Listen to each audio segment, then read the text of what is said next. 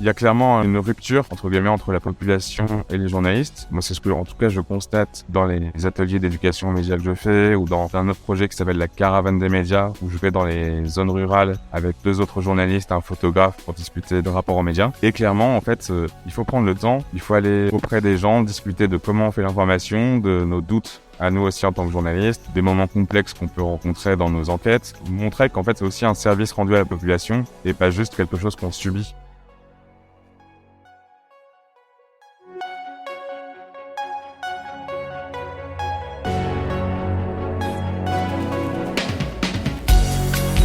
Bienvenue dans Mediarama, le podcast du futur des médias.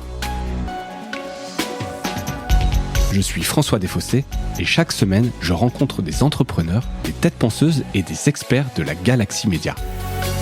Ce podcast est proposé par Cosa Vostra, agence de conseil tech et créative. Retrouvez-nous sur cosavostra.com.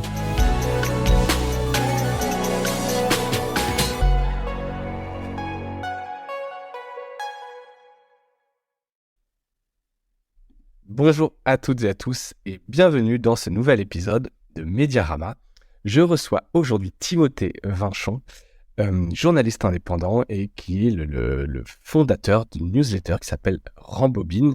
Alors je reçois aujourd'hui Timothée et je voulais mettre en avant Rambobine puisque tu es le lauréat, tu as gagné le prix de la newsletter indépendante au festival de l'Infonet qui a été organisé récemment avec Creatis et Jinkyo. Voilà, donc je trouvais juste et un bon coup de pouce de mettre en avant. Donc Timothée, bienvenue dans cet épisode. Salut, merci de me recevoir. Écoute, je t'en prie, c'est très cool d'avoir accepté. Et puis donc bravo déjà pour ce prix.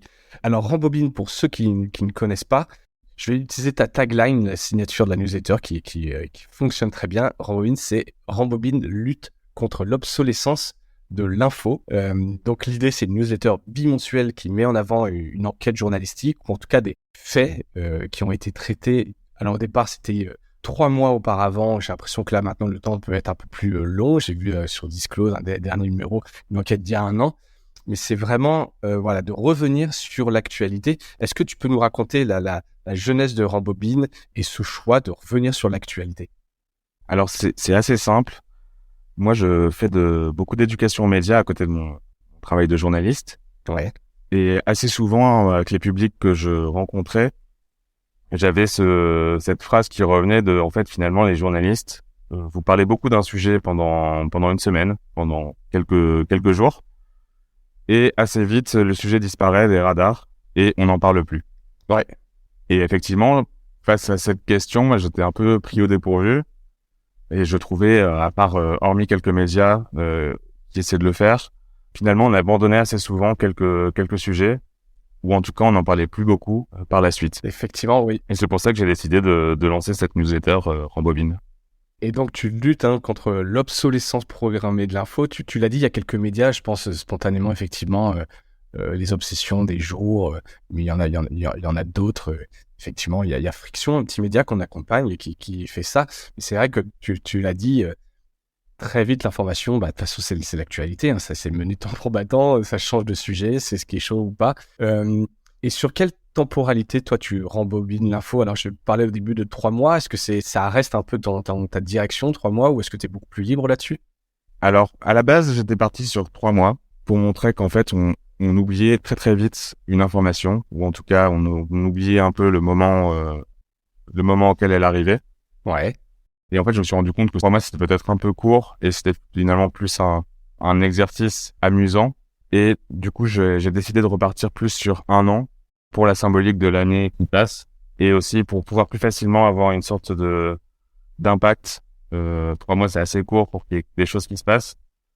Parfois, les enquêtes font qu'il y a de l'impact très rapidement. Parfois, il faut un peu plus de temps. Je pense notamment à des procès ou des affaires judiciaires. D'accord, ouais. Donc, au final, tu réalises que 3 mois, voilà, ça sert à rien de s'accrocher à 3 mois. Donc, ça peut varier dans le temps. Comme je le disais, l'une des dernières enquêtes que tu as mis en avant sur Disclose, c'était 1 an. Tu continues dans la carte d'identité donc de la newsletter. Donc, c'est une newsletter récente qui a été lancée en septembre dernier. Tu as combien d'abonnés aujourd'hui? Alors, aujourd'hui, j'ai un peu plus de 900 abonnés. Ouais.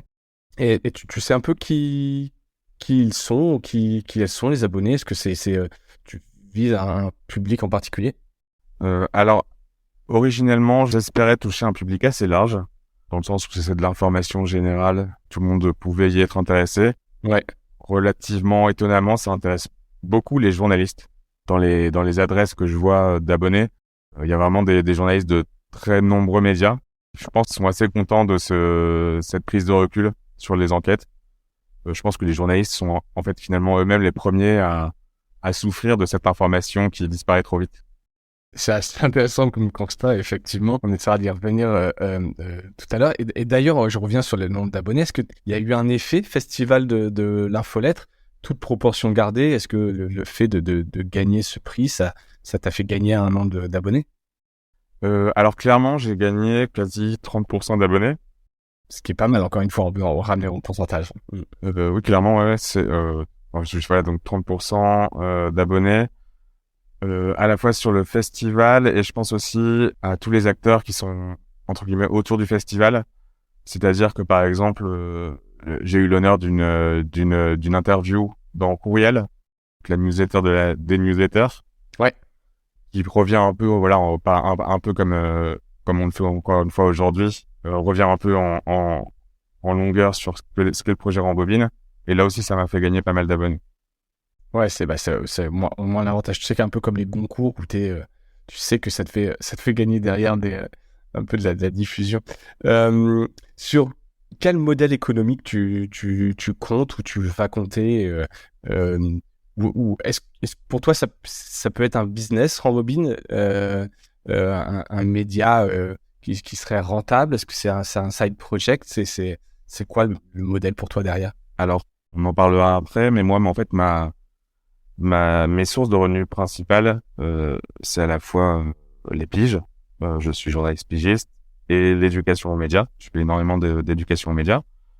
Donc à la base, c'était vraiment imaginé comme un side project sur lequel j'avais absolument aucune ambition et surtout en fait temps à consacrer pour vraiment réfléchir au modèle économique. Finalement, et notamment avec la marque d'intérêt, en fait, finalement, qui est le prix du Festival de l'Infolettre, je me suis évidemment dit que ça vaut peut-être le coup de quand même pousser un peu les choses et de réfléchir au-delà même du modèle économique à la structuration un peu de la newsletter. Et donc là, effectivement, j'avais quelques idées en tête et je suis en train d'essayer de pousser tout ça. Je vais sûrement être accompagné par Creatis sur ce point, mais il y a plusieurs idées. Moi, en fait, comme je reprends souvent des enquêtes d'autres médias, et aussi un peu par conviction personnelle, j'aime bien que l'information soit le plus facilement accessible et potentiellement accessible gratuitement. Donc des contenus exclusifs, ce qui serait possible, voilà, avoir un abonnement gratuit pour certains contenus et un tarif quelconque pour du contenu exclusif. Ça pourrait être à imaginer, mais je pense pas que ce soit très intéressant. Là, je suis en train de développer le nouveau site et je vais mettre une proposition d'abonnement de soutien, déjà. Ouais. Ce qui est pas mal, un peu le modèle comme Vert, où tout est gratuit par conviction. Et puis, en fait, si tu veux soutenir que tu aimes le projet, tu peux donner ce que Exactement. Tu veux. Donc, il y a ça. À côté, il y a d'autres perspectives, peut-être entre guillemets à plus long terme. À la fois, je pense que ça peut être façon de faire connaître mon métier de formateur en éducation aux médias, à réfléchir, à développer. Oui, ça peut être oui, bien sûr, ça peut être une stratégie d'inbound marketing où ça te fait connaître et c'est tout à fait. Par ailleurs, ça peut être un modèle en soi.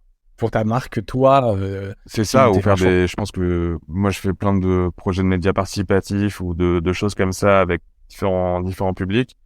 Je pourrais inventer des contenus d'éducation aux médias qui travaillent en fait sur le rythme de l'information et donc brander Rambobine entre guillemets, quoi.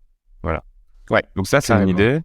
L'autre idée, peut-être un peu plus loin, c'était de se dire qu'en fait, finalement, cette réflexion sur l'impact, notamment des enquêtes, mais finalement de l'actualité en général, c'est quelque chose qui est important et qui est, je pense, nécessaire dans le monde des médias. Et pourquoi pas s'allier, par exemple, à un service public et devenir la petite rubrique impact des enquêtes de France Info. Voilà. Ouais. Dans une sorte d'idée comme ça, C'est une sorte un peu. ouais, non, mais ça, c'est effectivement, ça aurait du sens, tu vois, là, de se dire, du service public, je vois tout à fait le truc, pour prendre le temps.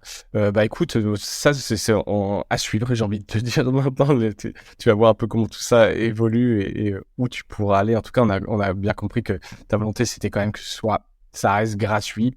C'est quand même cette mission un peu de lutter, encore une fois, contre l'obsolescence programmée. Si on parle un petit peu de ton processus éditorial, donc quand on est au numéro 13, je le disais tout à l'heure, donc la 13e édition, comment est-ce que tu sélectionnes les sujets, les enquêtes que tu vas vouloir mettre en La avant? 14e édition est sortie là très récemment. Et pour le coup, celle-ci s'intéresse à l'expertise psychiatrique qui va mal en Ouais, France à travers une enquête de rue 89 Strasbourg. Pourquoi je ouais, parle de cette enquête? Parce que ça me permet un peu d'expliquer comment je sélectionne les enquêtes. Pour l'instant, c'est essentiellement à travers moi ce que j'avais repéré l'année précédente. Donc, je me fais un petit tableau globalement. Dès que dans ma liste de ce que j'appelle les enquêteurs ou les experts en enquête, en investigation, que je suis sur Twitter globalement, dès que je vois une enquête que je trouve intéressante, je la sélectionne et je la garde de côté. Et ouais. après, c'est un choix pour l'instant individuel de se concentrer sur une enquête. D'accord, donc c'est vraiment, enfin, quand tu dis individuel, t'as pas une ligne éditoriale, c'est ce qui, toi, t'intéresse, tu penses que t'es intéressant, tu te l'étais noté, tu reviens dessus, quoi. Exactement. Alors, il y a deux choses à ajouter.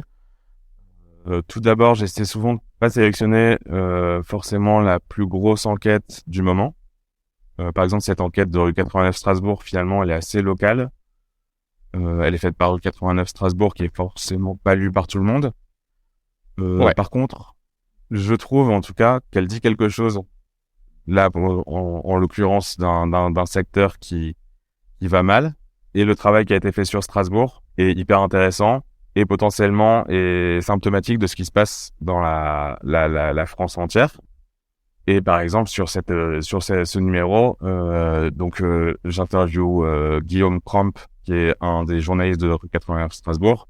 Et finalement, ça se termine sur un appel à travailler à plusieurs médias d'investigation locale partout en France pour vraiment faire quelque chose de global sur l'expertise psychiatrique en France.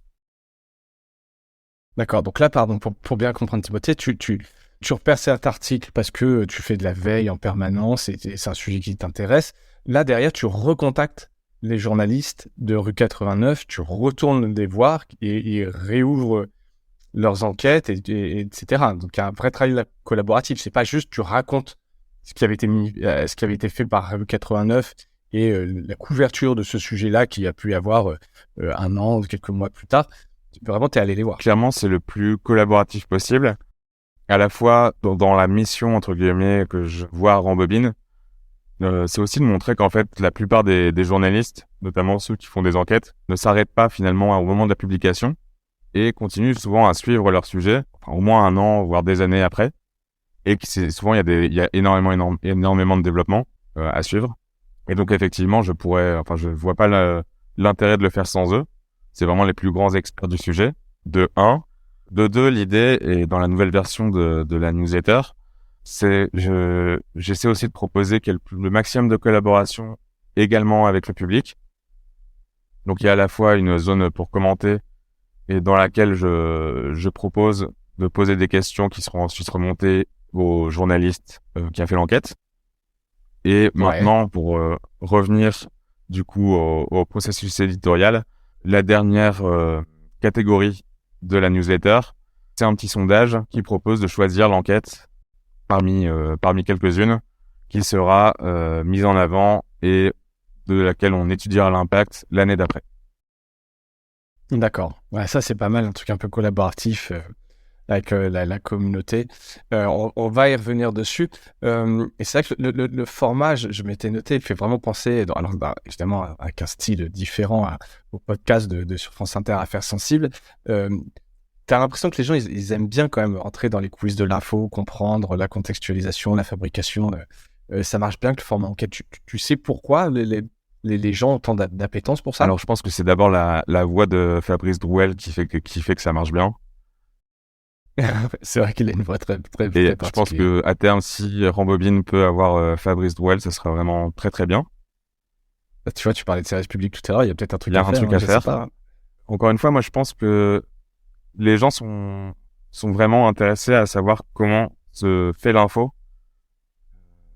Il y a clairement une rupture, entre guillemets, entre la population et les journalistes. Moi, c'est ce que, en tout cas, je constate dans les ateliers d'éducation aux médias que je fais ou dans un autre projet qui s'appelle la Caravane des médias, où je vais dans les zones rurales avec deux autres journalistes, un photographe pour discuter du rapport aux médias. Et clairement, en fait, il faut prendre le temps, il faut aller auprès des gens, discuter de comment on fait l'information, de nos doutes à nous aussi en tant que journalistes, des moments complexes qu'on peut rencontrer dans nos enquêtes, montrer qu'en fait c'est aussi un service rendu à la population et pas juste quelque chose qu'on subit finalement quand on est lecteur, auditeur, etc. J'entends, je sais pas, t'avais vu le documentaire Non. Service public? Il était sorti au cinéma, j'avais vu Salia Brakia, qui justement un peu essaie de montrer les coulisses et voilà, pour redonner un peu confiance dans les médias. C'est vrai que c'est un sujet qu'on évoque assez souvent. Et je pense que c'est bien de montrer, voilà, cette fabrication, comme tu l'as dit, les doutes, etc. Et comment on va chercher l'info. Et puis donc, c'est effectivement, ce que tu fais avec Rambobine, c'est ça, voilà, ça permet de faire vivre un peu ce travail-là. Je voulais qu'on parle un petit peu, si tu veux bien, du format newsletter. Alors, ça dépasse maintenant, tu l'as dit, Rambobine, puisque tu demandes l'avis des gens. Alors, je ne sais pas comment tu le fais, parce que là, tu as dit qu'il y a un site qui allait venir. J'ai cru voir qu'il y avait aussi sur Facebook un peu d'interaction. Donc, ma question qui est un peu double, c'est est-ce que le choix de la newsletter, ça a été évident pour toi, mais c'est pour mettre le pied à l'étrier et Rambobine, ça va aller plus loin que ça, ou est-ce que tu es vraiment particulièrement attaché au format Alors, newsletter? je pense que je pense que ma réponse va être assez diverse. Moi, j'aime bien le format newsletter parce que ça permet vraiment de se poser, de prendre le temps, de couper vraiment de l'information et de choisir sa source. J'ai notamment vu beaucoup quand je prenais le bus entre Marseille et Aix. J'étais surpris en fait à ce moment-là de voir à quel point beaucoup de gens consultaient des newsletters. Je sais pas s'il y a peut-être aussi un problème de réseau sur ces quelques kilomètres, mais en tout cas, je me suis dit, mais c'est incroyable, tout le monde est sur ses mails plutôt que sur l'application du Monde ou sur Twitter. Et c'est à ce Ouais. moment-là que je me suis dit, mais en fait, ouais, c'est vrai que c'est pas mal d'avoir ce moment complètement à soi, choisi finalement, on choisit de s'abonner à une newsletter. Et c'est de là que je me suis dit, pour une enquête, pour revenir sur une enquête ou sur une information, pour prendre le temps et prendre un peu de recul, le format newsletter convient bien. Voilà, à la base, c'était vraiment ça. Et Ouais. maintenant, encore une fois, alors ça marche bien par exemple avec les journalistes, ce format newsletter. Ça marche bien avec un certain nombre une partie du public.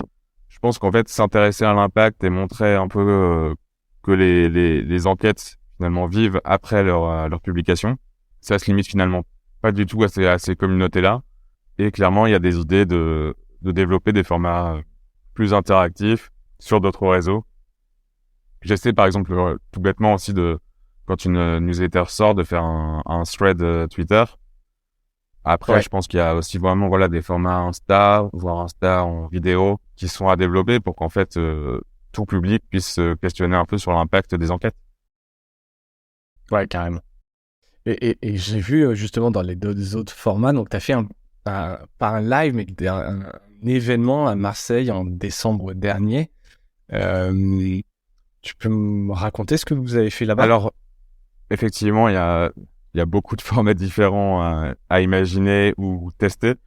Encore une fois, l'idée c'est de mettre en avant le fait que les journalistes continuent à travailler sur des sujets après la publication des enquêtes.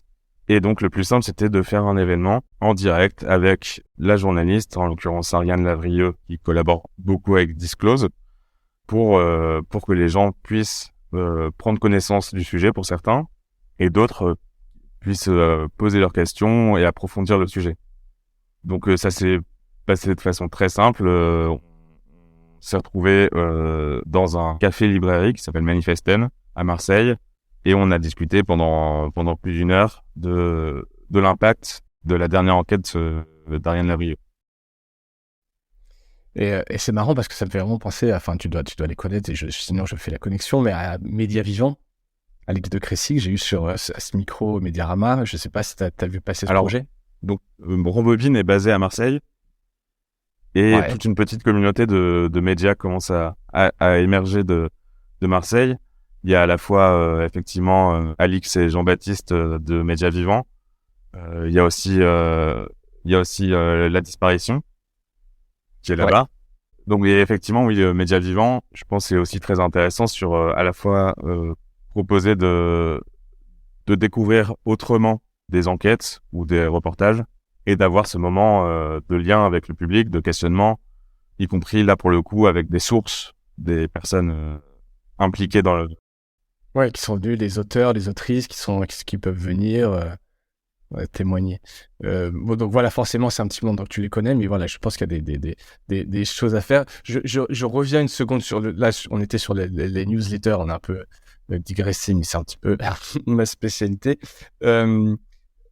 Peut-être que tu as fait ce choix pour te le lancer. Évidemment, sur les newsletters, c'est hyper concurrentiel. On l'a bien vu d'ailleurs au Festival de la Fenêtre, hein, il y en a énormément et des pépites, hein, en l'occurrence. Toi, t'es mis en avant, tu as gagné et bravo, c'est mérité, c'est un super travail, mais c'est quand même dur, hein, d'émerger dans ce secteur. Alors, je suis complètement d'accord avec toi que c'est dur d'émerger dans ce secteur, et ça commence à l'être presque autant que pour le podcast. Malgré tout, et je pense que pour tes auditeurs et ceux qui suivent fidèlement ton podcast, les gens se rendent compte que des projets de podcast, des projets de médias émergents, il y en a énormément. Et finalement, en fait, si on a une proposition éditoriale claire et qui rencontre son public, il y a, je pense, quoi qu'il arrive, de la place pour en tout cas s'amuser quelque temps, voire en vivre. Voir en vivre. Après, effectivement, et je pense que c'est bien parce qu'il y a quand même un certain nombre de structures d'accompagnement qui commencent à émerger. Je pense à Créatisme, mais aussi à Médiane, qui permettent vraiment de structurer un peu la création d'un média.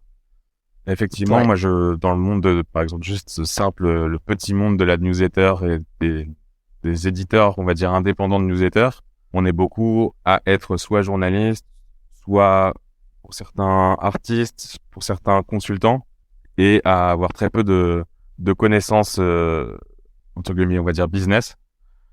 Et c'est souvent ce côté-là qui bloque plus qu'en fait c'est une proposition éditoriale qui est souvent très intéressante. Je vois notamment sur le prix, moi il y a énormément d'autres projets que je suis avec énormément de plaisir, pour lesquels à chaque fois je me dis mais attends, cette newsletter est établie à beaucoup d'abonnés, à une communauté, et quand je discute avec les porteurs de projets, pour eux ça devient compliqué. Ils se questionnent sur la continuité de la chose parce qu'en fait le modèle économique et en vivre c'est toujours un défi. C'est toujours un défi. Et tu vois, j'y pensais, je revenais en voiture d'un rendez-vous, là, chez un client tout à l'heure, et je me disais, tu vois, c'est ça qui est un peu frustrant, tous ces projets qui sont hyper cool d'un point de vue édito, et pourtant, putain, c'est quand même un secteur qui est compliqué, je veux dire, pour en vivre. Alors, toi, ce qui est bien, entre guillemets, c'est que t'as pas mis... t'as pas fait un all-in sur le truc, t'es journaliste par ailleurs, tu fais de l'éducation dans les médias et ça peut permettre de te développer ta marque, le format et puis voir ce qu'il y a derrière. Mais je m'interroge beaucoup quand même sur l'économie des médias et la difficulté de se dire, attends, des fois on a des super idées, projets édito complètement dingues, mais un de plus dans tout ça, c'est hyper chaud, hein. Après, si je peux ajouter juste un petit point, Bien sûr. Je pense qu'il y a aussi un défaut d'un certain nombre de propositions de nouveaux médias, c'est qu'on a souvent tendance à y aller un peu trop seul, avec souvent une bonne compétence d'écriture ou édito, et en oubliant un peu qu'il y a d'autres métiers, marketing, communication, développement web, etc., tech, qui sont assez importants.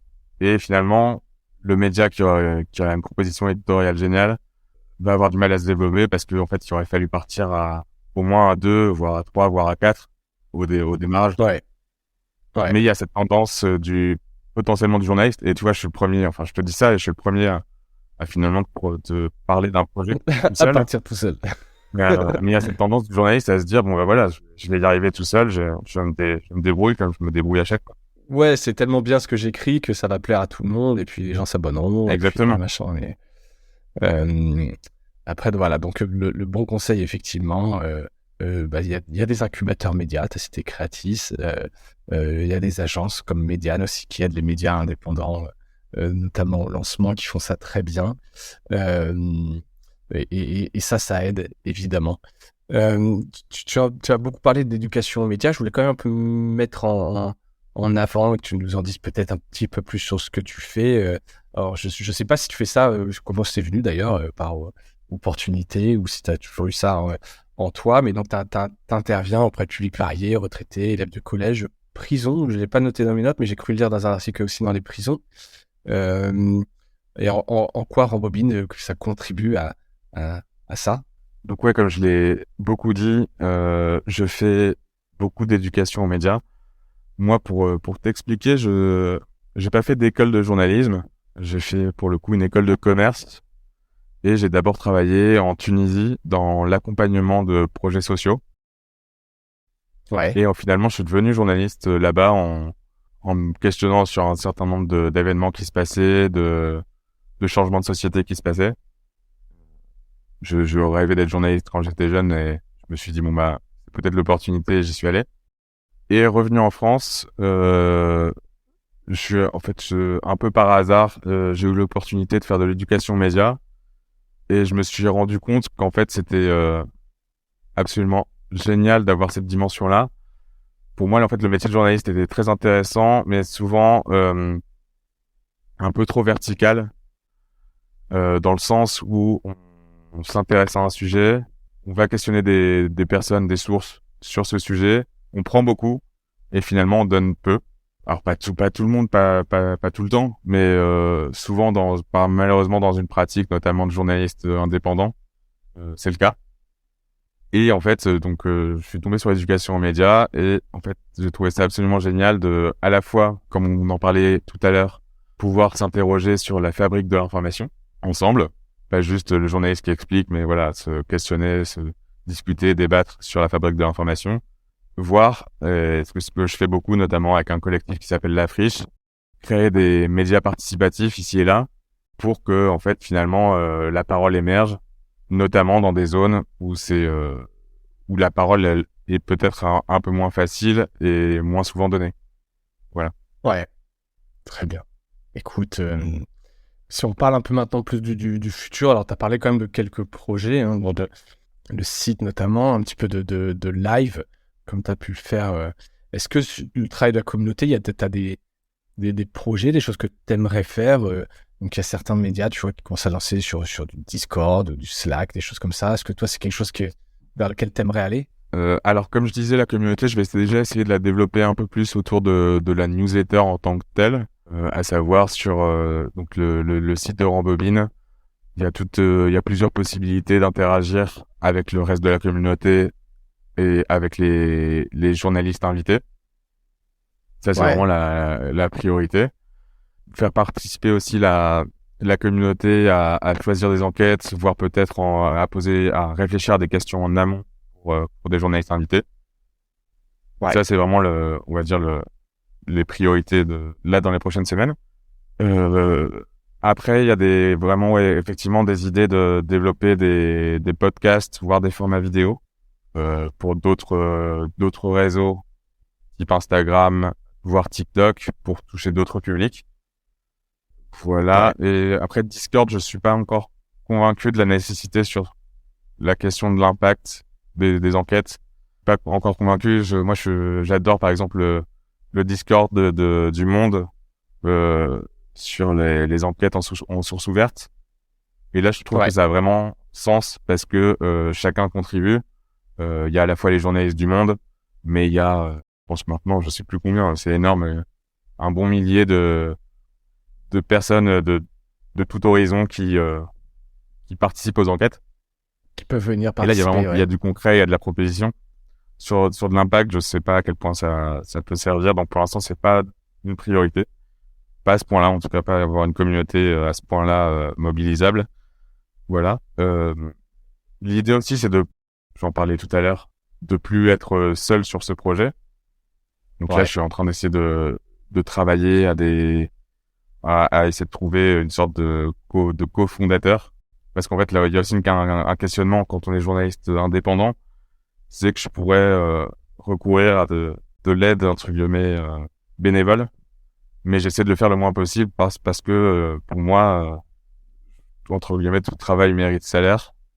Donc, j'ai pas forcément envie de prendre un stagiaire ou des bénévoles pour m'aider trop pour le moment. Donc voilà, c'est d'arriver à avoir des collaborateurs, mais que ce soit fait dans les règles. Bon, donc, mais voilà, s'il y a des gens qui sont motivés par le projet, ils peuvent te contacter. Après, ils ont bien compris le modèle économique, que ça, on est un peu au début et que tu veux pas, voilà, exploiter, mais on peut te contacter pour te proposer de l'aide sur le projet. Avec grand Tu plaisir, parles bien à sûr. tout le monde. Bon, cool. Écoute, on arrive au bout de cet épisode. Timothée, est-ce que, question traditionnelle, alors peut-être deux pour toi, puisque là, tu es sur les newsletters, est-ce que tu as un truc cool à nous partager?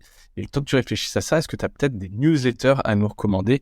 T'en as dû en voir passer quand même pas mal, puisque tu édites la tienne. Voilà, donc double question, le truc cool à nous partager, et peut-être une ou des newsletters d'ailleurs, qui te parlent et que tu aimerais mettre en avant, en dehors de Rambobine, évidemment. Alors moi, pour commencer sur les newsletters que je recommande, la première que je recommande toujours, c'est Muséodrome d'Omer Tasker, Ouais. parce que c'est une newsletter consacrée à l'innovation dans les musées. Donc Muséodrome avec un Z, hein. Je mettrai un lien de toute façon, Ça peut être t'inquiète. surprenant parce que c'est un peu spécifique, mais pour le coup, je trouve ça assez génial et c'est aussi toute la force des newsletters, c'est que la façon dont c'est écrit, le ton de cette newsletter, aussi peut-être le travail de vulgarisation, fait que en fait ça assez vite on se prend de passion pour un domaine qu'on n'avait pas prévu de suivre. Et là pour le coup c'est le cas. Moi ça fait maintenant assez longtemps que je suis cette newsletter. Je l'ouvre chaque semaine, ce qui est pas le cas de toutes les newsletters. Non, souvent il y en a, Pour moi maintenant dur, mais c'est hyper logique d'avoir ma dose d'innovation dans le le musée. Muséodrome. Alors c'est pas chaque semaine, c'est globalement toutes les 2 semaines. Et bah écoute, je me suis inscrit en parallèle. Donc tu vois, cet épisode lui aura au moins permis de gagner un abonné. Et le truc cool que tu veux, que ça peut être une série, un livre, une expo, ou un site marrant que t'as vu, peu importe. Qu'est-ce que j'ai vu récemment qui m'a bien fait marrer. Il y avait un site là, mais je sais plus comment il s'appelle. Est-ce que tu me laisses le temps de rechercher? Ouais, bien sûr. Peut-être que tu l'as en tête. Toi, c'est un, un petit site qui propose des photos et qui te questionne sur la date de cette photo. Ah, une sorte ah non, Sorte ça j'ai de- pas vu, mais ça me fait penser un peu à GeoGuessr. Tu sais, il y a ce grand jeu en ce moment où tu dois deviner d'où vient une photo dans C'est le monde. exactement ça. C'est un GeoGuessr, mais avec des photos qui semblent être des photos d'archives. Et on te propose de sélectionner la date entre 1900 et maintenant. Et c'est assez rigolo de faire ce petit jeu. Ouais, pendant que tu cherches, moi, le truc cool que j'ai vu qui est un peu... je le fais pas à chaque épisode, je devrais, mais c'est vrai que j'y pense pas toujours. C'est vraiment l'article qui a été fait sur le New York Times d'une conversation entre le journaliste et ChatGPT. Alors, en l'occurrence, la version de Bing, qui est un peu hallucinante. Je sais pas si tu as vu passer ça. C'est vraiment un truc qu'il faut absolument regarder. Alors, je peux mettre... je mettrai le lien, mais grosso modo, voilà, le robot, donc l'intelligence artificielle, fait des déclarations d'amour, parle un peu de son shadow self, son moi profond, etc. Et c'est hallucinant. Entre Terminator et Tu sais, le film avec Joaquin Phoenix sur l'intelligence artificielle. C'est hyper... Ça fait froid dans le dos, hein, la discussion. Donc, il y a toute une discussion entre les deux. Je mettrai le lien vers l'article du New York Times qui met ça en avant, mais ça m'a mis un peu un coup sur la tête, cette discussion. C'est un peu hallucinant. Est-ce que tu as retrouvé ton site? Je retrouve pas, donc du coup, je propose autre chose. Et un peu pour poursuivre ce que tu disais, je vous recommande de demander aux différentes intelligences artificielles qui se lancent de rédiger votre bio. C'est souvent assez surprenant, voire flatteur. Et elle va chercher les infos. Bah, elle improvise un peu. Pareil, elle repartit sur les comptes des réseaux sociaux de la personne. Mais elle fait des raccourcis assez monstrueux, souvent entre des activités qui, on sait pas trop pourquoi, sont encore en ligne sur soi, et ce qu'on fait réellement. Finalement, du coup, c'est assez drôle et souvent c'est flatteur. Ils ont créé des intelligences artificielles dans un premier temps, a priori pour nous flatter. Pour mieux nous contrôler, évidemment. Enfin, ça me disait que j'étais prof à la Sorbonne, etc. Qui n'est pas encore le cas. Mais ça viendra peut-être la version fantasmée de soi. J'ai trouvé un site qui fait ce que tu disais tout à l'heure, chronophoto.app. Timothée, on a fait le tour. Est-ce qu'il y a une question que je t'ai pas posée que tu aurais aimé que je te pose? Je crois qu'on a fait le tour, pour le coup. Bon, et où est-ce qu'on peut donc... Alors, je mettrai les liens parce que comme tu n'as pas encore de site, je ne sais pas si tu as une URL et je ne vais pas te donner ton Linktree qui est un peu compliqué, mais je mettrai évidemment les liens de ton Twitter, de la newsletter pour s'abonner. Et toi, on peut te contacter comment? Sur LinkedIn? Sur Twitter? Si tout va bien, normalement, le site est en ligne à rambobine.info, tout simplement. Ah bah écoute, c'est en cours de transfert. Sinon, on me trouve sur Twitter et sur Facebook sur Rambobine. Rambobine-info sur Twitter. Et sur LinkedIn, c'est Timothée Vinchon. Super, merci beaucoup Timothée pour ton temps, bravo pour ce projet Rambobine, bravo pour ce prix de la newsletter indépendante au Festival de l'Infolettre, bonne continuation et puis n'hésite pas à donner des nouvelles que je puisse relayer peut-être sur la newsletter de Mediarama, on suivra ça avec attention. Merci et puis bravo pour le travail que tu fais à Mediarama. Merci, c'est gentil Timothée. Et un salut à tous. Merci à toutes et tous, effectivement, d'avoir écouté cet épisode et je vous dis à bientôt. Salut!